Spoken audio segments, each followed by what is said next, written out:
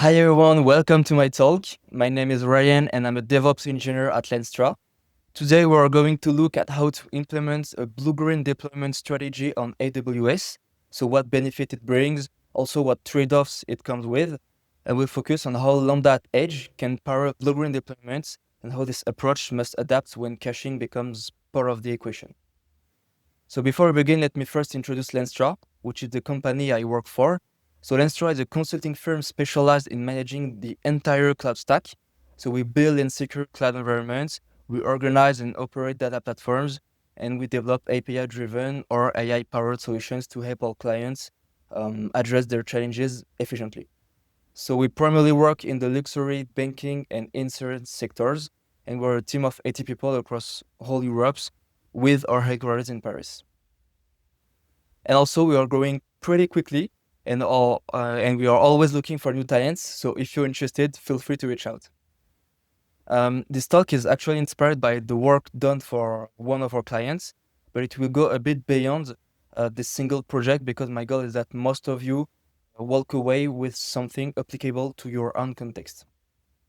So let's begin. And it's always better to understand why we are doing things. So let's start with this simple question, why? And here's the starting point. So this is a pretty classic AWS architecture to deliver a web application, nothing fancy. Well, of course, this diagram is a very simplified view of the reality, but the idea is that CloudFront serves all static files, so HTML, CSS, JavaScript from an S3 bucket. And for the backend, CloudFront forwards API calls to an application load balancer, which itself distributes traffic across an ECS cluster running on Fargate. So the compute is serverless, scalable, and fully managed. And even if this looks good, we were experiencing a high number of incidents during production release. So the rollbacks were slow and complex, so really painful, and this caused a lot of operational stress to the team, and sometimes even downtime during deployments. So we definitely needed a safer, a more controlled way to deploy our application. And this brings us to the next part, blue-green deployments. So blue-green deployments is a release strategy where we maintain two identical production-ready environments. So, but one is live, here that's the blue environment, and the other, the green environments, will host the new version that is deployed. So the idea is simple. We prepare the new release in green, we run all of our tests, we validate that everything behaves correctly, and when confident, we switch traffic from blue to green instantly and without impacting the users at all. And if anything goes wrong, we can just flip back traffic to blue without any issue. So how does that help us in our case? First, we could test the new version in the real-world conditions before switching traffic. And also rollbacks became fast and low risk, essentially with one action. So at the end, releases become safer and more predictable. And importantly, we achieve zero downtime during deployments. Well, of course, it's not perfect. There are a few pitfalls to be aware of. The first one being that you're temporarily running two environments, which means, of course, higher cost. And you also need to think very carefully about state and database synchronization, especially for applications that often have schema changes. In our case, we didn't manage any database. We only had a few Elastic Cache instances, so we didn't have to worry about that. But this can become very tricky in some cases. And also, finally, it adds some configuration complexity depending on how your routing is set up in your architecture. Okay, now we are going to look at several possible configurations for implementing blue-green deployments based on the architecture we just saw. Not all of these approaches made totally sense in our specific situation, but I'd still walk through them because depending on your own environment, some of these options might be the right fit for you. The first option to implement blue-green is simply to use Route 53. This is usually the most straightforward approach. So you point your domain to the blue environment, and when you're done, you're ready, you update the DNS record to point to the green environment. You can also use weighted routing. This is a feature of Route 53 where you gradually shift a defined percentage of traffic from blue to green. But in practice, DNS caching makes this difficult to control with precision. So the main benefits of this method are that it's very simple and that it's universal. So it works no matter which architecture you have, whether you're serving static files, APIs, if you have a microservice architecture, everything works with that setup. But it has a few drawbacks. First, it's dependent on DNS caching. So the traffic switch is never instant, and you can't fully predict how long clients will hold on to old records. And you also get very poor control over individual requests because you can't route, for example, using cookies or headers logic. And yes, finally, this setup requires to duplicate the entire infrastructure. So this is something also to have in mind. The next option is to handle blue-green routing directly at the edge using Lambda Edge. So just so everyone is at the same page, Lambda Edge is a CloudFront feature that lets you run lightweight functions inside AWS Edge location. So before the request even reaches your backend, your origin. This gives you the ability to inspect the incoming request. So for example, you can inspect cookies, headers, paths, basically anything that the request contains. And then you can modify the request fields dynamically. So the routing in that case works by modifying the request before it hits the origin. For example, the Lambda function can change the origin domain to point to the blue or the green backend, or it can modify the S3 path prefix to serve a different version of the frontend. So for the user's perspective, everything is transparent, but we decide behind the scenes which version they actually get. This gives two big benefits. The first one, it's a very dynamic and highly flexible routing because we can choose the version per user, per cookie, or per request, and it has a very low latency since all of the logic runs directly at the edge close to the user.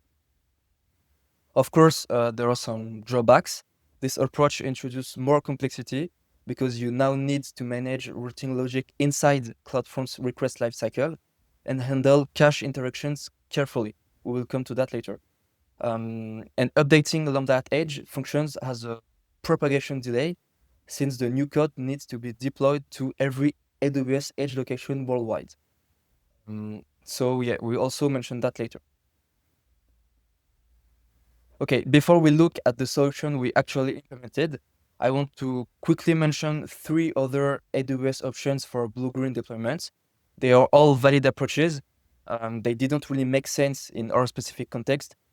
Yeah, they might be useful for you, so here they are. So the first one is API Gateway. It offers a very flexible routing, and you can switch versions using headers, cookies, or stage variables. So it's a very great solution for APIs and microservices, but it doesn't work for S3 static frontends. So that's why it didn't fit our architecture, and we didn't have this service already configured in our case. The next option is ALB, so Application Load Balancer, waiting routing. You can set up 2 target groups, blue and green, and assign weights to shift the traffic between them. It's very fast, and the rollback is also very fast. But even if it works well for API and microservices, it doesn't support static S3 content. And compared to API Gateway, it doesn't offer all the advanced routing logic, for example, with cookie-based rules. And finally, we have Code Deploy. This one gives you fully automated blue-green workflow with health checks, with lifecycle hooks, and automatic rollback if something goes wrong. So it's a really great tool, but it has, it also introduced significant setup overhead, especially if you don't have it already configured.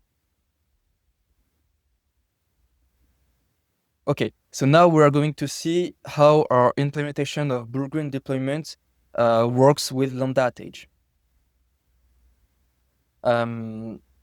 So the idea is that we implemented the blue-green routing, routing directly at the edge using a cookie-based approach. So let me explain how it works. So first, as you can see, each environment, blue and green, has its own application load balancer with its own ECS cluster. And for the front-end part, we have different prefixes on the same S3 buckets. So the idea is that we will use Lambda at Edge to modify the request fields so that it points to the correct origin or the correct S3 prefix, depending on the cookie value. So based on this cookie, the function decides whether the user should see the blue version or the green version. The cookie can store something meaningful but difficult to guess, for example, the commit hash of the application release. Okay, so cookies were a great tool in our case because it lets us take decisions per user to preserve their experience. Because once a user is assigned a version, we want them to stay on that version so that they don't bounce between releases while navigating the app. And that's especially true if there are breaking changes between two versions. We also added a new component, which is a developer override cookie. So this cookie has priority over everything, and it allows developers or QA to force a specific version directly in their browser. So this prevents them from being switched automatically, even if they refresh the page or anything else they can do. This is crucial for testing and debugging for the use case. Okay, so here's the routing logic. If a version cookie is already present, we keep the user on that version. So this preserves the context of the user, and this ensures that there is a smooth experience for the user.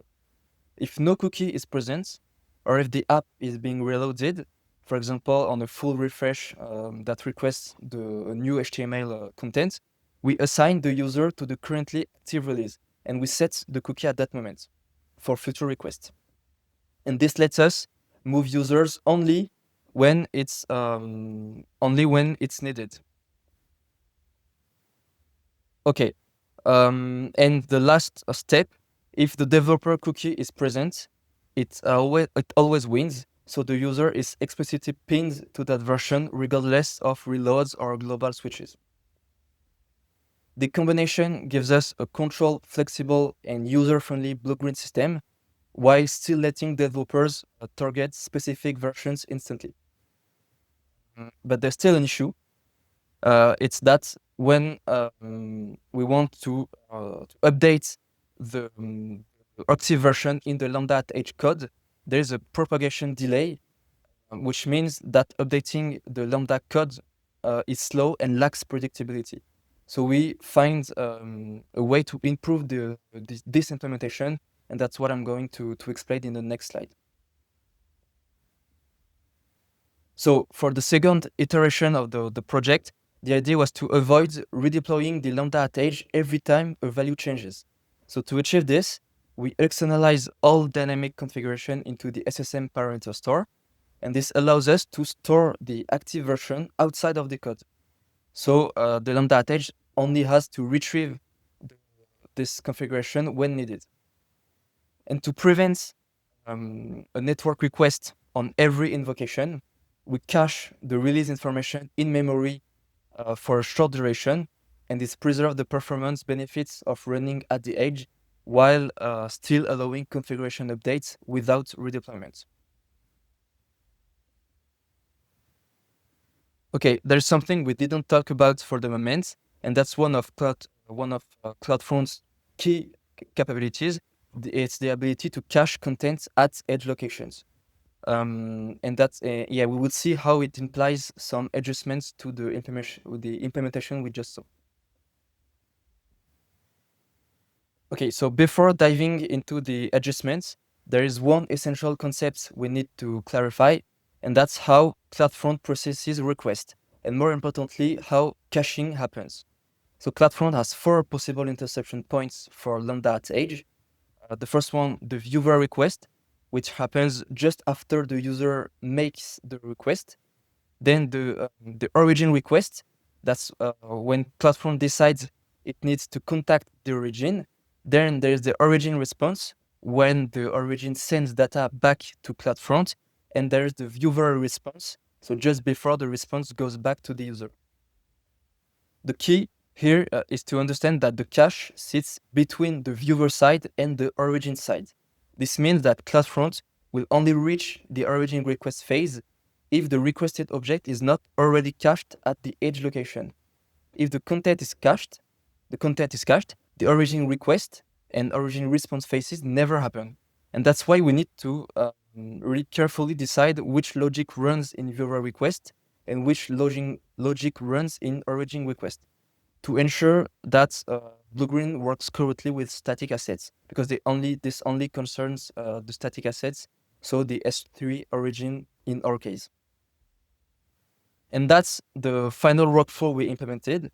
So on the viewer request side, if a developer preview cookie is present, we inject a unique identifier into the request so that it bypasses cached objects.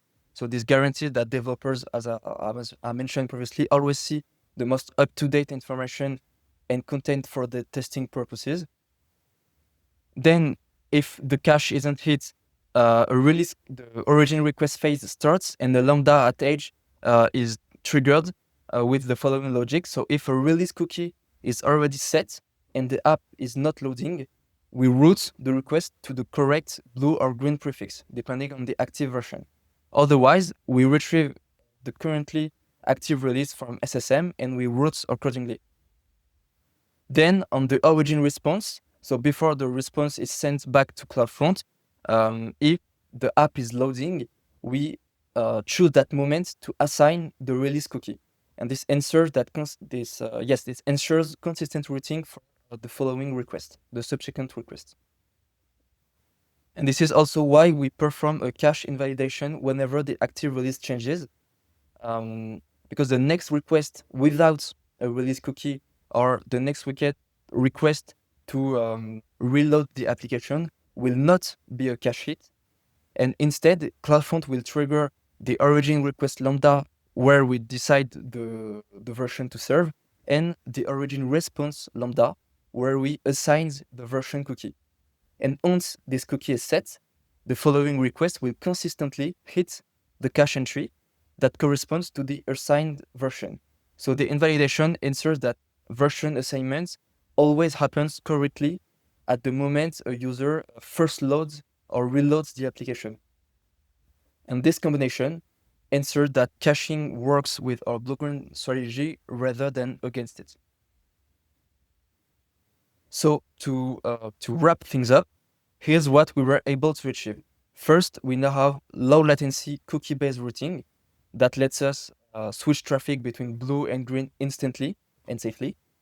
Promoting a new version or rolling back takes less than a minute with no propagation delay or with a fully predictable behavior.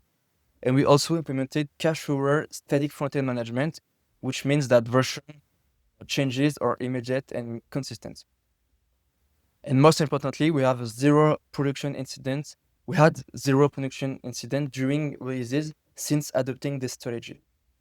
Okay, now there are, of course, a few additional considerations that we didn't cover today, but are still very relevant, especially when scaling this approach. For example, we didn't talk about coordinating blue-green states across multiple components, across multiple backend services, databases, and microservices. This can become very complex, especially when shared states or schema changes are involved. There's also the idea of progressive validation, where only a subset of users are assigned to the new version before switching everyone over.